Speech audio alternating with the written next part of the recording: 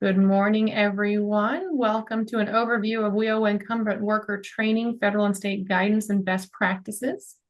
We'll be starting here in just a minute. I see some people joining and walking into the room.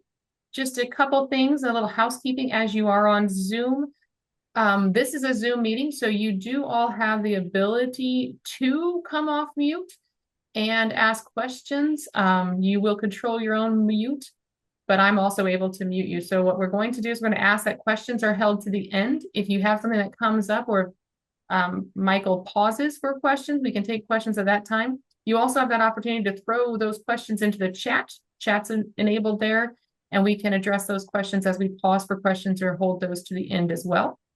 In addition, just be mindful that if your camera is on, that if you step away or take your device somewhere, to be mindful of that. So you might want to just be mindful that your camera's on, and we are recording this session. So we'd like to share that out. Same things you hear on the Wednesday webinar. With that, we have one more in the waiting room trying to get in. So I want to wait just a second, Michael, and then we'll go ahead and get you started. Sure.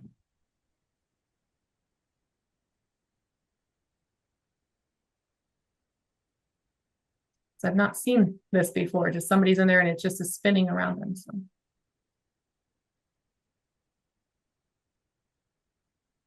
All right, I think we can go ahead and get started.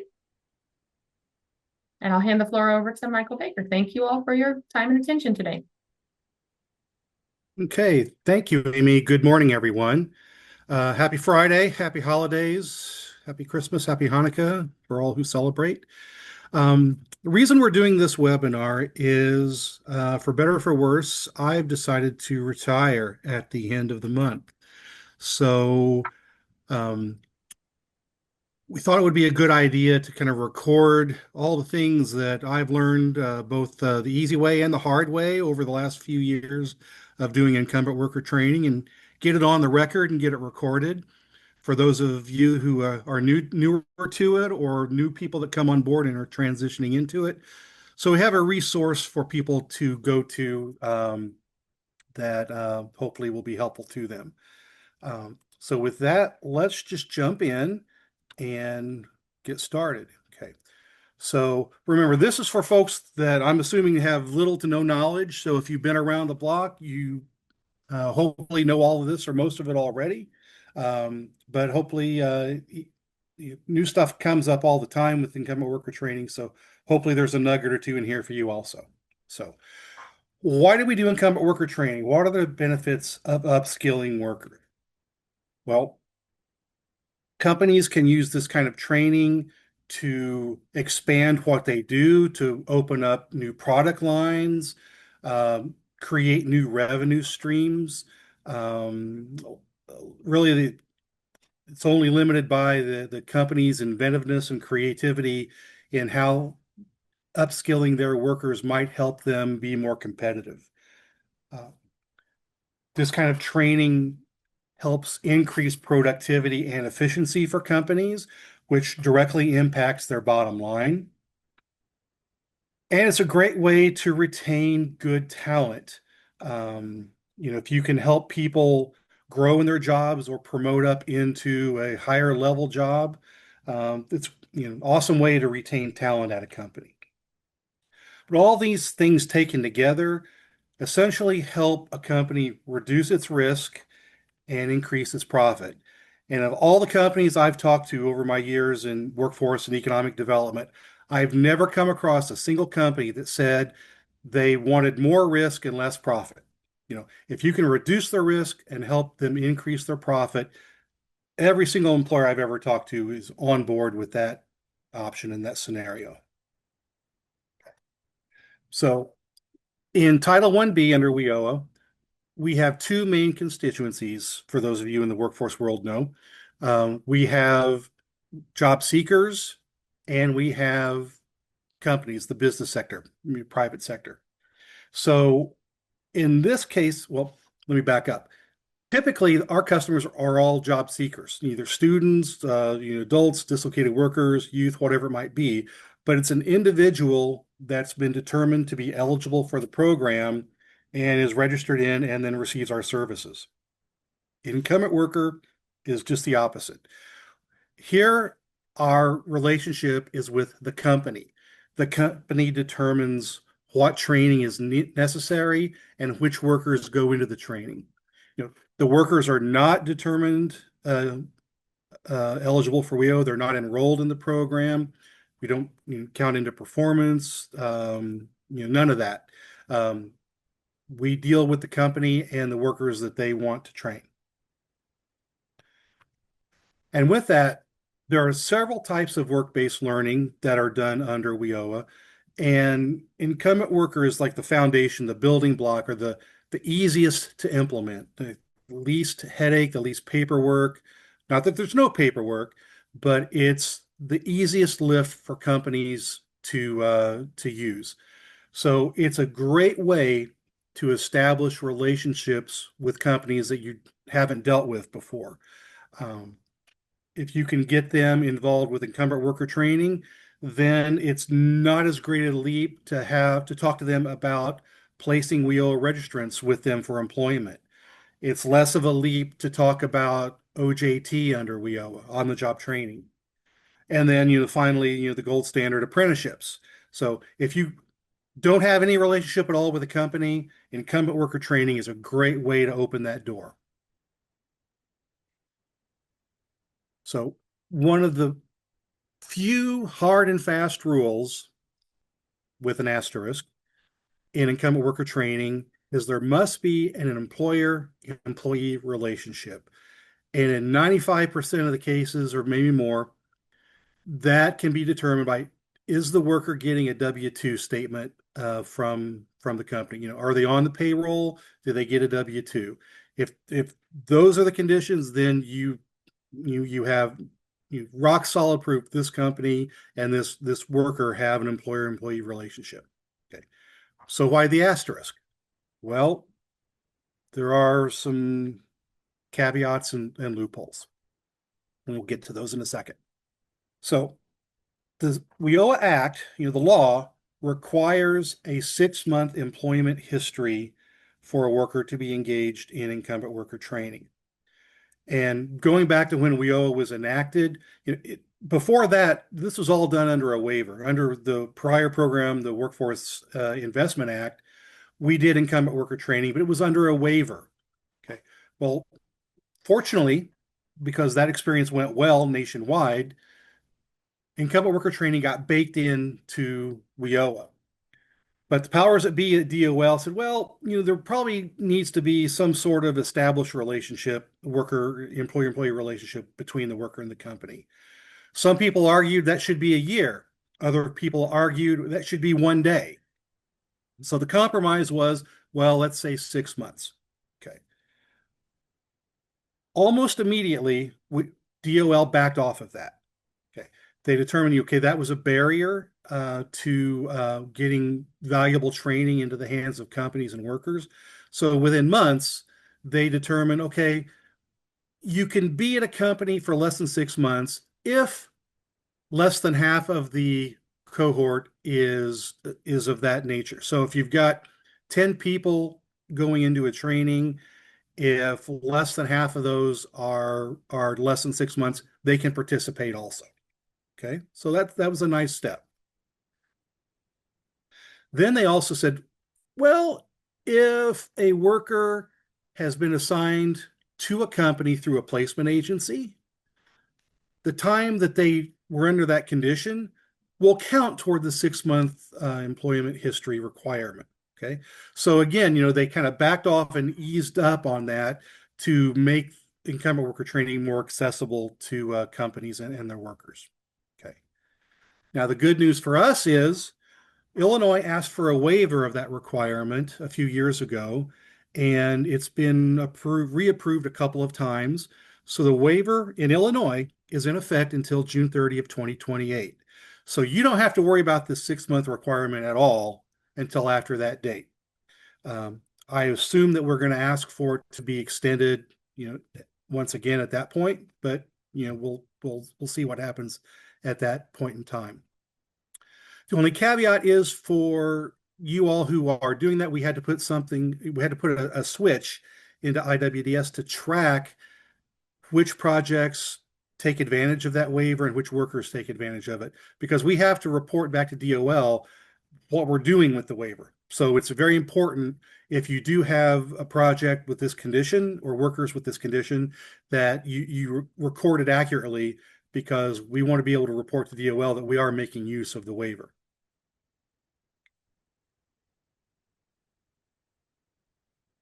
So we took that to the next level here. And said, well, if you're going to count the time that a worker is with a company through a placement agency toward the 6-month requirement, that opens the door for training people who are assigned to a company if they can come on board as a direct result of the training. So in Illinois, we look at it like it's okay to use incumbent worker in this situation, as long as the company indicates, yeah, if the worker successfully completes the training, we will bring them directly onto our payroll. Okay. Also, workers can be seasonal or part-time. They don't have to be a full-time worker, and they can be seasonal workers as well. We've had several projects with seasonal workers that led to them working full-time. So again, kind of think about what's the end goal. And if the end goal is to upskill a worker, and through that they go from seasonal to full-time, that's a good thing, right? So, we want to encourage that. So who can take part in this? Which types of employers are eligible? Well, the primary goal is to work with private sector companies, and that can be for-profit or non-for-profit. Doesn't matter, but the primary goal is private sector. And over the years, we've done projects, or you all have done projects in construction, finance, healthcare, manufacturing. 75% of all projects are manufacturing. We've done retail, transportation, distribution, utilities, many more. And on the profit side, community-based organizations. There's one in particular. There's one that deals with individuals with disabilities, and there's certifications that counselors and caregivers and professionals in that realm can earn. So by allowing those workers to get those certification, that expands the breadth of services that company can offer in their community. So again, if that's helping out the community, that's a good thing. We want to encourage that. However, federal guidance also allows for providing incumbent worker training to units of local government, and that could be in any of these listed here. I won't read all these off for you, but some of our best projects have been in this realm. We've trained fire departments to have their firefighters get higher levels of certification. In mass transit, one city was changing over their mass transit buses from diesel to hydrogen. Okay. And so all the mechanics had to be trained in how to do that. Another one that was doing LP, propane powered. So again, it's these are certainly public sector workers, but it helps them stay employed. It helps the unit of government be more effective, and it helps the community. So again, that's a good thing. About the only thing you can't do is anything related to gambling or marijuana related, and I suppose there's some worse things that we wouldn't want to put on a list, but these are the two that occasionally come up. And the reason marijuana is on the list, even though it's legal in Illinois, is WIOA is federal money. And so DOL's guidance has been until recreational marijuana use is legal nationwide, they don't want federal money being used to support it. So these are kind of the two big no-goes. But other than that, it's pretty flexible. Okay.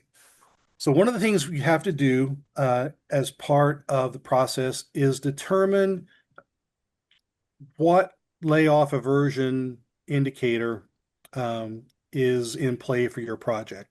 Um, in the system, we ask you to check at least one. Um, you can check as many that are applicable. But my advice is if you're not sure which one applies, go with worker does not have in-demand skills. The reason this is in here, several years ago during the Great Recession, um, DOL decided we probably shouldn't be doing incumbent worker training at all because it doesn't look good, they thought, to be training people that still have jobs and using money for that when so many people were unemployed. Now, we argued, at least partially successfully, I think, that layoff aversion begins when a company realizes it has a problem being competitive. Okay. And it's Well, much I easier. don't know what she's doing, but Oop, someone's online. Um, but it's much easier to save a job before the worker loses, before the company is in dire straits. And so that's why, I really encourage you all, the company comes to you, you know, you know, if they're waiting till they have a warn notice, that's probably too late. But if they come to you and say, "Hey, we realize we need to do this to stay competitive," that's a good thing. Okay, so let's go into some best practices. So the policy is written intentionally um, so that it's silent on a lot of things. We've learned over the years that that was probably a smart decision because there are so many um, different ways to do incumbent worker training. It'd be very difficult, if not impossible, to put everything in writing on what you can and cannot do. Okay. So rather than try to do that, the policy sets up some parameters, and as long as you work within those parameters, you're okay. So with the latitude, that creates a large degree of subjectivity. So we have a kind of a situation where we know it when we see it, but it's hard to articulate something that is across the board that we always do this or we never do that. There's a few cases like that, but in a lot of cases, what the decision that needs to be made, you've got to make it based on the facts in front of you for this particular situation. So step one is assess the situation. You see what the company wants to do, what the planned or proposed outcome is, and what it's going to cost you to do it. And then you run it through your calculus of cost benefit. And I'm not talking about a spreadsheet, miles long, just kind of weigh the pros and the cons and what we're getting out of it and what we're going to have to pay for it, and ask yourself, would a reasonable person look at this and think it makes sense? Okay. One of the things that plays into that is the minimum training expenditure requirement. Okay, so I know all you local areas have to manage to that. And incumbent worker training funding counts toward meeting that requirement. So if you are a long way from meeting that requirement, you probably want to do some more incumbent worker training. If you are well past that, well, maybe a project comes in that you can be more selective about, um, if that's the case. You also need to look at your local demand. Um, a project that you might ordinarily fund in this, if you've got like 20 companies lined up that are doing higher level training or training that is more important to the company, that's going to factor into your decision as well. Um, one thing you want to consider is, what is the impact to the company? Will this training kind of be like a rounding error in their budget, or is this training likely to keep them from closing their doors? So you got to factor all those things into the mix and then determine on a case by case basis, does this project make sense to fund or not? And also be mindful of your local policy limits. You all can set limits on how much money an individual company gets. how many times that company can come back to the well in a particular year. So um, be sure to check with your policies and make sure that you're living within those. So just remember that the golden rule of incumbent worker training is the skill upgrades make both the worker and the company more competitive. If you're doing that, you're most likely on solid ground. Okay. So let's talk about training outcomes.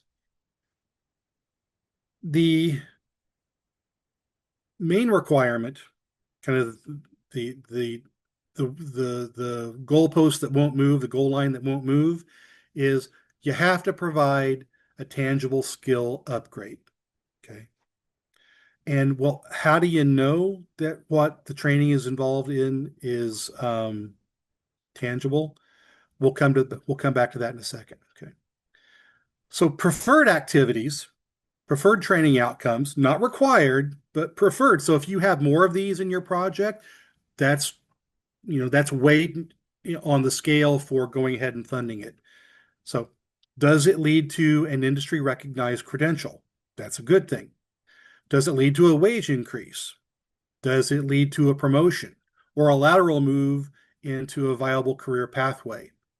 Uh, so, the wage increase may not have to happen immediately. If it does, that's great. But if you can move somebody kind of, if they're in a dead end pathway where they're at, or there's little chance of promotion, if you can train them and move them over to something else that has a more wide open pathway, that's also a good thing. Okay. And of course, if it supports the use of apprenticeships, that's also something that we like to see.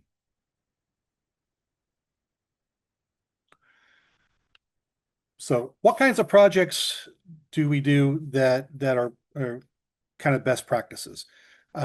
These are some of the ones we've seen over the years. Welding and manufacturing. Again, this is like 75% of all projects. We've done welding, machine operators, a lot of Lean, Six Sigma, ISO certifications. That's a particularly good one because having that certification for a company can mean the difference between getting new business in their supply chain and holding on to customers that they already have. And if a company doesn't have that, they can lose customers. So, and also Lean and Six Sigma, that's helping them be more productive and more efficient, which again has a direct impact on their bottom line. So that's something that we like to see. Okay.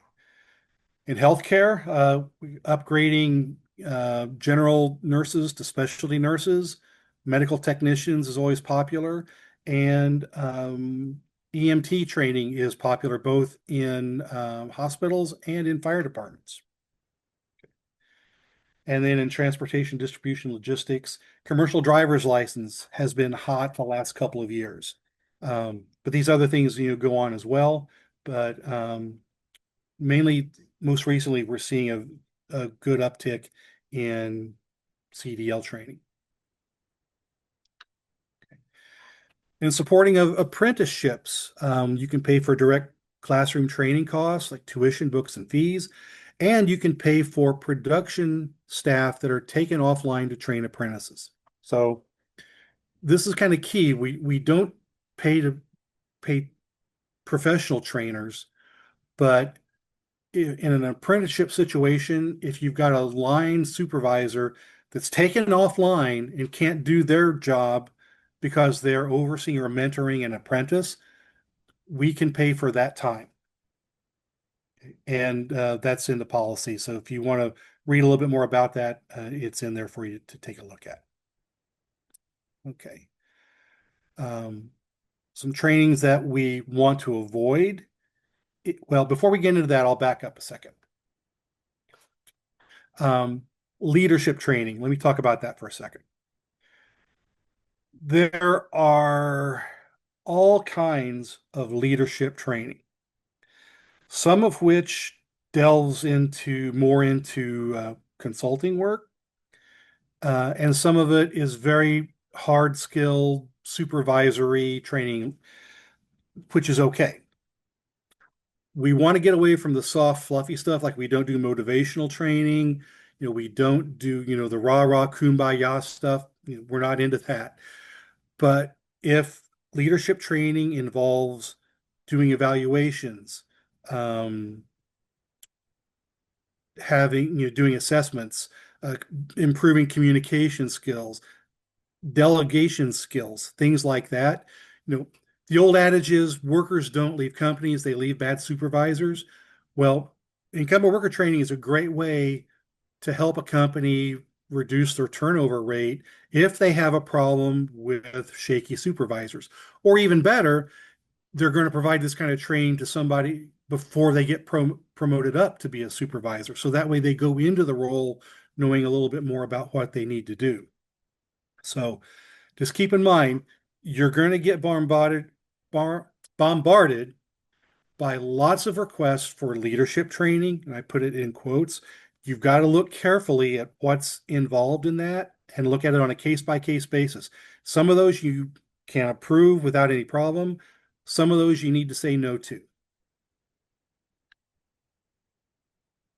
Okay, so that kind of leads us into what do we want to avoid? So again, we want to avoid management and HR consulting work. And a lot of stuff, especially around leadership training, kind of delves into that. So the question you ask yourself is, could the workers repeat this process on their own after the training? So occasionally I'll see a project come in where it says, okay, we're going to come in and we're going to assess where the company's at. Okay, that sounds like consulting to me. And then once we assess where the company's at, we're going to gather all the management and the workers they designate together, and we're going to talk about creating a plan. Okay, again, that sounds more like consulting to me rather than training. Okay. And then after we help them create that plan, we'll let them work on that for a few months, and then we'll come back and see how they did. And then we'll provide, additional training to help them, do any course corrections if necessary. Folks, that's consulting. That's not training. Nowhere in that is there any evidence that the workers are learning to do something on their own and that they could repeat that process without the help of that company coming in and doing the hand holding. So if you see something like that, look at it through that lens. Can the workers do this on their own without that company? If it's not clear that they can do it on their own, you've got consulting. One thing we don't do is personality tests, either Myers-Briggs, DISC, any others that might be out there. Okay. While it might be helpful for people to know what personality type they are and the type of the person sitting next to them, first of all, due to staff turnover, unless you do this regularly, you're always going to have people coming into the mix that are untested, that are kind of unknowns, right? But again, while that might be helpful, what skill has been imparted? Really nothing. How does that impact the bottom line? It's not clear that it does. So for those reasons, we avoid this kind of training. And as I alluded to earlier, we do not pay for a company to have their in-house trainers that are already on staff do their job. Okay. Now there's a caveat to that also. If a work site is doing like let's I'll throw out Caterpillar. They have sites all over Illinois. They're a decent example. If a factory for Caterpillar needs to do some training, but the training is done by Caterpillar's corporate trainers, but those trainers come to that work site or the workers are sent to the trainer, doesn't matter. But the work site has to pay for it. If it's not being provided by the company, if the work site has to pay for the training, then it's okay. But by and large, we don't want to pay for trainers to do their jobs. And again, the gambling and marijuana stuff is off limits, so be sure to avoid. So we've talked about some things that we like to see, some things we want to avoid. We've also talked about the subjectivity of all of this. If you're not sure, ask. I love it when folks in the field call me or email me and say, "Hey, we're talking to an employer about doing this. Does this look okay or not?" I love those calls because that saves time and effort for everybody. If it's something that's kind of on the borderline, we might do a deep dive into it and figure out, okay, what really are the particulars here and does it make sense or not? But by and large, um, it's a great way to make sure you don't waste your time, you don't waste the company's time. So before you even put it in the system, if you're thinking about doing something you're not sure about, just check in. No, no problem at all. Because one thing if you can avoid, putting all that stuff in the system, that saves you all time and effort and heartache. Okay. So what are some common challenges? Well, there's a requirement to collect social security numbers and birth dates for all the workers. And in the era of identity theft, some companies are reluctant to share that information, which is understandable. In fact, actually, that's a question that comes up regularly, and so regularly it came up. Someone sent me an email this morning about it. But the bottom line is, it's a requirement for federal reporting. We run wage record searches on folks. It's also a way to verify that people are still working after the training. So, the feds require us to collect it. In fact, a few years ago, before we had IWTS, and we were doing all this kind of on a little database, we had a monitoring event with DOL, and they said, "Oh, hey, you all need to go back for the last 3 years since you've been doing this and collect SSNs and birth dates for all the workers and all the projects." So believe me, that was not fun for anyone. It wasn't fun for us, wasn't fun for the local workforce areas, certainly wasn't fun for the companies who had to go dig out information on all this stuff. So it's a requirement, and it is what it is. Now, one thing that companies can do that in many cases alleviates their concern, we can give them access in the system to enter that information themselves. So rather than hand that information off to you for data entry, the employer can go right into the system directly and enter that information, and no one on our end ever sees the full SSN. It all gets encrypted. It's all behind the scenes. All this wage record and analysis stuff is all behind the scenes. So, those of us, at DCO, those of you in the local workforce area, we won't see the full number. So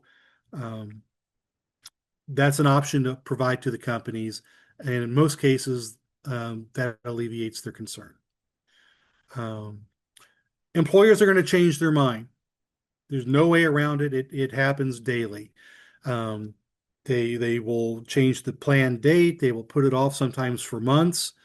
Um, they'll change what courses they want to do, and they'll change up what trainees they want to go into the training. Sometimes that's because they've changed their mind. Sometimes it's because a worker that was planned for training leaves the company, or somebody new has come in that they want to get the training. So you got to be flexible with that, and this is okay, but it can be a challenge because you got to stay on top of the admin piece of it. And employers will sometimes ghost you when you ask them to give you the documentation you need, like sign-in sheets or payroll records or whatever it might be. So my strong advice is, this is a reimbursement program, so the company pays for the training, and then we reimburse the company, after the fact. So my strong advice is hold on to that check until you get all the paperwork you need. Because once you give them the check, you don't really have much of a hammer to use with them to get documentation back. So, for those of you that have ever run into that, I know you can strongly attest that waiving the check can sometimes generate a response when otherwise it was not forthcoming. Okay. So let's go into state guidance. I will say for the record, this PowerPoint has slides in it that are hidden now for today because they look all look like this, a lot of words, very dry and very boring. And what I've done, I've pulled together all of the federal guidance and all of the state guidance together and put it into these slides. So when we post this online and for you to review later, you'll be able to see all of that stuff. Um, but I'm telling you about all of those things as we've gone through this, but I did want to share with you directly what the allowable costs are. So the costs that are fundable under incumbent worker training, first of all, like all federal DOL money, they have to be reasonable and necessary and allocable and allowable. Okay. So what is allowable? So we've identified this as extraordinary costs to the company related to training development, instructors, and that could be contractual fees charged by a trainer. Um, could be, as I talked about earlier, the company's corporate office charges to the work site, or could be for production workers taken offline to supervise an apprentice. Could pay for tuition, training materials and supplies, any fees for taking a certification test or a license. Travel. We can pay for trainers to come to us, and we can pay for trainers to go to training that is beyond their normal commute. Okay. Now, there are some limits to that. You got to use your head. So the limit on that is what is the federal reimbursement rate? So, you got to go to the GSA website for your location and the time of year because it all changes. But look to see, what the federal government allows for a hotel and for mileage reimbursement. Okay. And those are what the limits are. So you got to stay on top of that. But it's okay to pay for a worker to go to training. It's okay to pay for a trainer to come to you. Um, these next ones are used more rarely, but a facility cost can be allowable, especially if a company has to shut down its line to use their equipment in their factory. I don't know if I've ever seen that one used, but it is allowable. Um, and then wages of the trainees while they're in training are not reimbursable, but you can count them toward the required match. We'll talk about match a little bit more in a second. Um, and then in the policy, it says not prohibited, costs associated with supportive services are discouraged since incumbent workers are employed.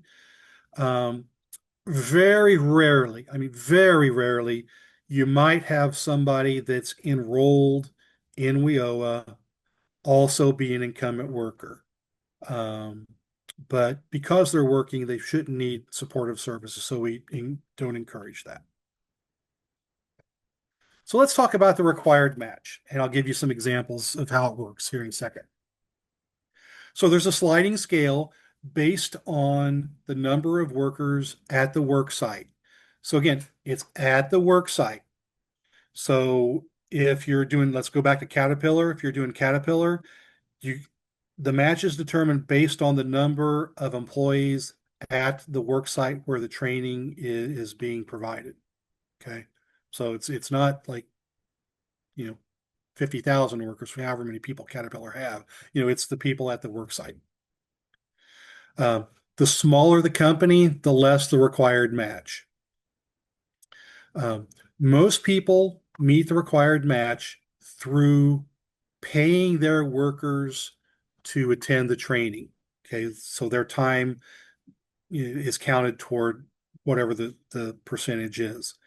Um, so that's really a soft match because what that means is WIOA can end up paying for all of the training because they're meeting, if the company meets the match through wages, that's soft. It's not paying any money or contributing any money to the system. Okay. The reason we have that is it's important that companies have some skin in the game. So we've set the bar really low that, okay, if you'll pay your workers to attend, that counts. Okay. But, you know, that's not the only way they could meet it through a cash contribution, um, or there are other possible ways it could be met on, and we'll have to look at those on a case by case basis. But 99% of companies meet the requirement through paying their workers to go. So let me give you a couple examples, and we'll see how that works in real life. So let's take an example of a project where the total cost is $20,000. It's a small company, so their match requirement is 10%. Okay. In this example, the company can pay their workers to go. The cost of that meets or exceeds the $2,000 requirement. That means the local workforce area is going to pay the full $20,000. Okay.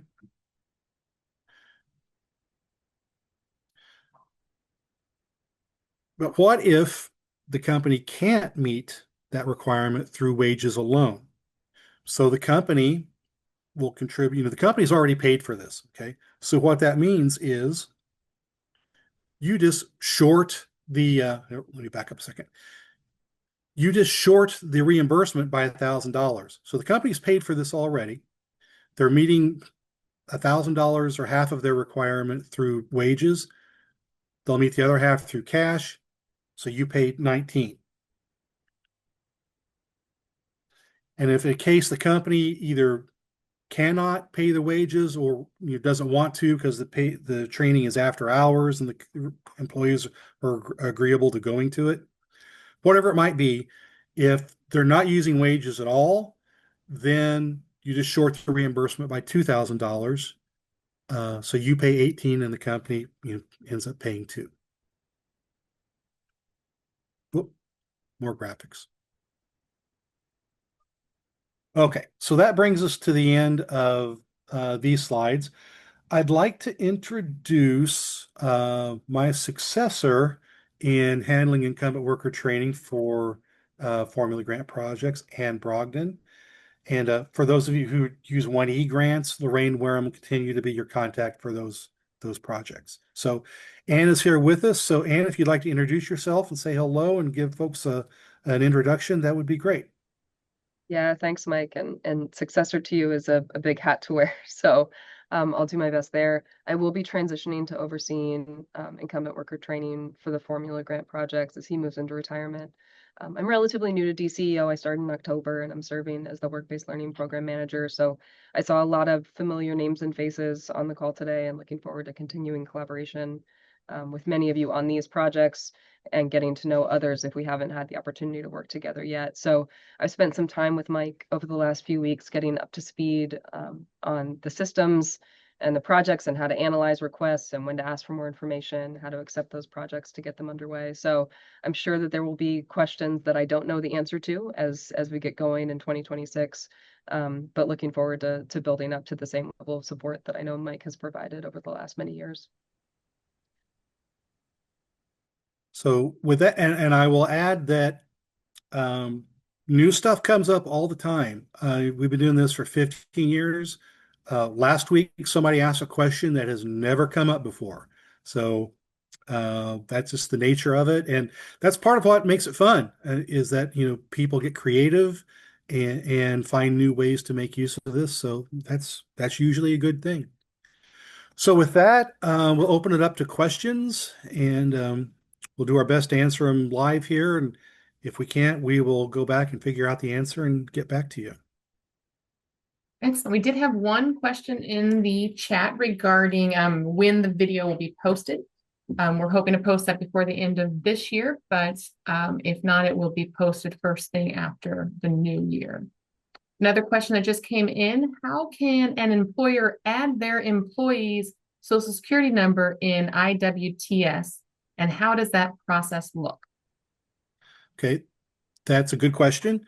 That is a system question. So I would turn you over to the IWTS staff at SIU for technical assistance with that.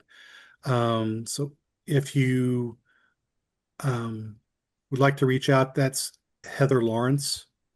And I'll see if I can get her. I can't see the chat with the slideshow up. But if you submit a help request with that, that will go directly to Heather, and she can help you through that. And actually, let me backtrack even more. There's a IWTS quick start guide and manual on Illinois WorkNet, and that information is all included in there. So I would encourage you to look at that first, and then if it's not clear, you reach out to Heather. Excellent. Thank you. Mike. Yes. Diana Schuler here from Area 4. Two things. First, a question real quick. For newer people, will there be a training, an actual guided training for IWTS? One of the problem areas is always the credentialing. When the second credential is not going to be earned right away, but what they're in training for right now will lead to that second credential. I just think that a guided tour through it would be very much appreciated for newer people. And the other thing is just a comment about giving the companies access to IWTS. I've actually done that. One of my manufacturers did it twice. They found it so frustrating that we found alternative ways to ensure the privacy of their employee information, because with larger projects, it's very time consuming, but it can be done. And SIU is very easy to work with to get that set up. So a couple of things, and nice to see you today. There are operational videos and quick start guides in the IWTS homepage on Illinois WorkNet, but I would imagine that if the field would like that sort of thing, it could be done through a live webinar. But I know that we have recorded multiple trainings on WorkNet, so those videos should be out there already, but never hurts to have a refresher. Well, it's nice to have something live too, so that you can ask a question if something is not clear to you. Yeah, absolutely. And congratulations. Thank you. We have a couple additional questions. The first question is, can an employer say they will accept the 10%, 25%, et cetera, reduction in reimbursement rather than match with wages? Yes. Okay. Next question is, marijuana and gambling is off limits for IWT funding. How about a bar?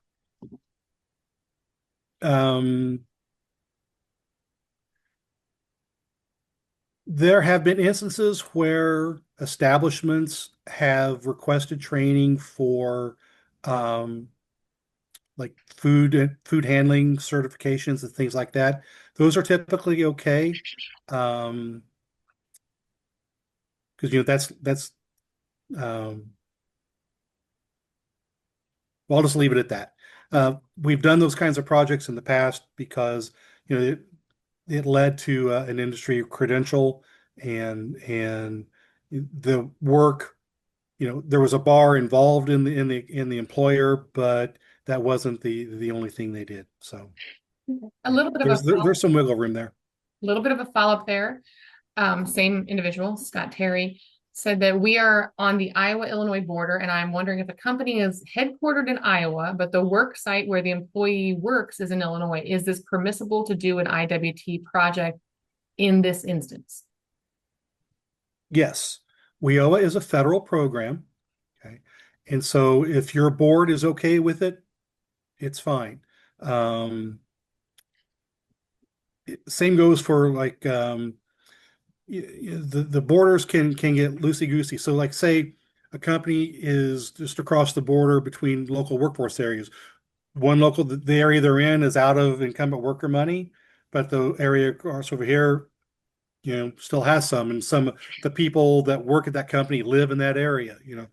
There's room to maneuver here. So I would encourage you all, if you come in that sort of situation, communicate with your neighbor local workforce area and figure out a way to help the workers in the company. Excellent. Then several congratulations, Mike. So you're gonna have to see those when you stop sharing. And Larry Peterson has a question. Yeah, congratulations, Mike. Been great working with you for over 13 years, and great guidance. So we really appreciate that. The question is, what are the term or how long a term is usually acceptable for a training contract? And can it be broken up into segments? Great question. You have to look at what the intended outcome is. We've had some projects over the years that the end goal was an associate or even bachelor degree. And in most cases, the people going for the bachelor's degree already had a head start. They weren't starting as freshmen, but that we're talking more than just a couple of months. So typically, incumbent worker training is a less than 6 months deal. That's nowhere in writing, but that's just the way it's worked out. It's usually a very short-term deal. Longer term is okay. And one of the ways that we've adapted the system to accommodate that is to allow folks to assign multiple grants to a single project. Back in the old days, when the system was tied to the dates on the grant, the advice was, we'll just start another project to continue it. Okay. That, especially in the apprenticeship era, that got to be a little outrageous. We said, well, let's rethink that. So now, if you've got a longer term training, you can just assign multiple grants to it. And formula grants, the funding is good locally for 2 years. So if you can, you could have up to 4 years to do it within those two grants. So my advice is those probably aren't the things you want to focus on, because with longer term projects like that, it's more time for things to go awry. But it's allowable, and there are many cases where it makes sense, especially if you're following the apprenticeship model. So, it's okay.